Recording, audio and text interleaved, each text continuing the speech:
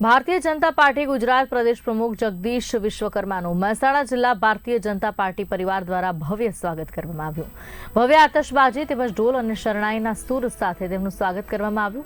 ઉલ્લેખનીય છે કે મહેસાણામાં પ્રવેશતાની સાથે જ જગદીશ વિશ્વકર્માએ સરદાર વલ્લભભાઈ પટેલની પ્રતિમાને ફૂલહાર કરી નમન કર્યા હતા।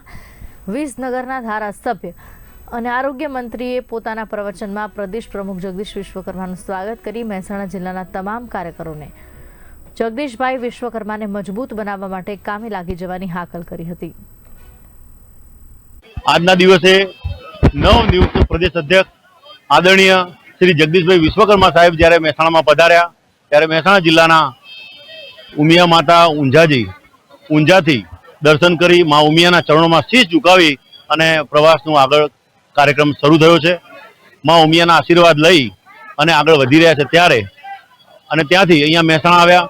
મહેસાણા જિલ્લાના સૌ કાર્યકર્તાઓમાં એક અનેરો ઉત્સાહ જોવા મળ્યો અને ઉત્સાહથી આજે કાર્યકર્તાઓએ એનું ભરપૂર ઉમળકાભેર સ્વાગત કર્યું છે અને સ્વાગતમાં ચોપડા અને બુકો આપી છે।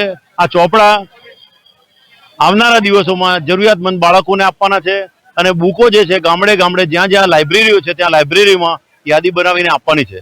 ગુજરાતના પ્રદેશ ભારતીય જનતા પાર્ટીના અધ્યક્ષ તરીકે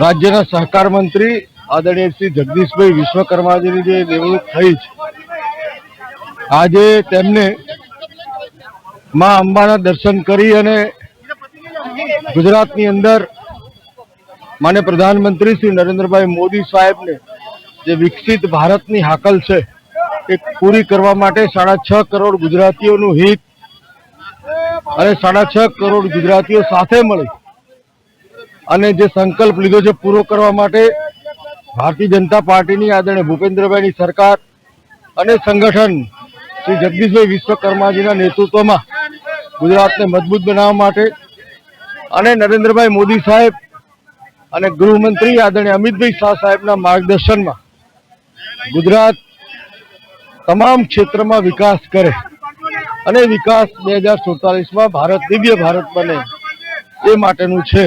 ભેર માનનીય શ્રી જગદીશભાઈનું સ્વાગત કર્યું છે અને આ સ્વાગતની અંદર પુષ્પગુચ્છથી નહીં પરંતુ ચોપડા અને જે બુક્સ હોય એ બુક દ્વારા એમનો એક નવો જ અભિગમ અપનાવીને સૌ કાર્યકર્તા મિત્રોએ આજે માનનીય શ્રી સાહેબનું અભિવાદન કર્યું છે। સાહેબને અધ્યક્ષતાની અંદર આવનાર ચૂંટણીની અંદર વધુમાં વધુ સીટોથી ભારતીય જનતા પાર્ટી